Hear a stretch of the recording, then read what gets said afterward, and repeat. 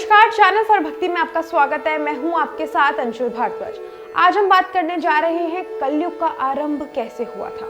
कलयुग का आरंभ हिंदू धर्म की पौराणिक कथाओं में गहराई से वर्णित है।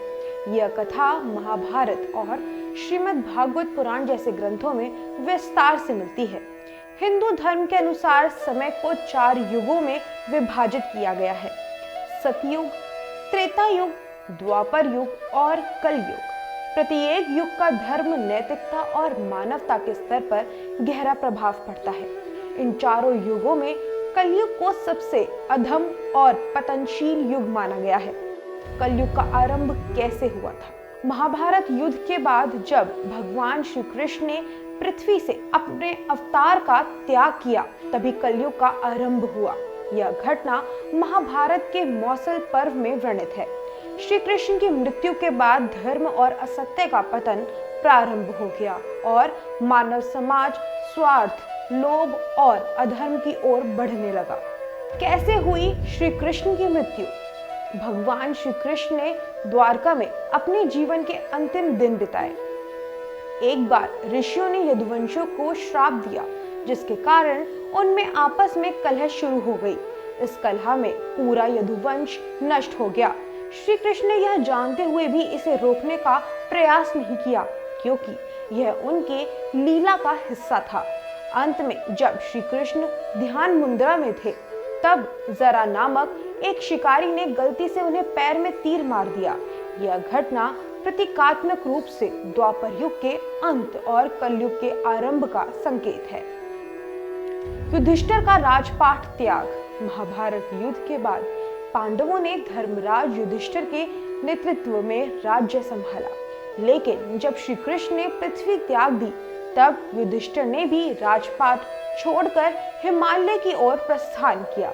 यह घटना दर्शाती है कि अब धर्म और सत्य का स्थान कलह, लोभ और अधर्म लेने वाला है। कलयुग के लक्षण। भागवत पुराण और अन्य धर्म ग्रंथों में कलयुग के लक्षणों का वर्णन मिलता है। धर्म का पतन। सत्य, तप, दया और दान जैसे धर्म के 4 स्तंभों में से 3 टूट जाते हैं और केवल सत्य बचता है, वह भी कमजोर रूप में। मानव स्वभाव लोभ, स्वार्थी, अधार्मिक और लालची हो जाते हैं।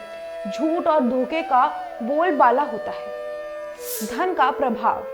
समाज में धन की प्रतिष्ठा का मापदंड बन जाता है। धर्म और सत्य का महत्व कम हो जाता है। दुर्भावना। परिवारों में कलह बढ़ जाती है और समाज में शांति और सद्भाव का अभाव होता है।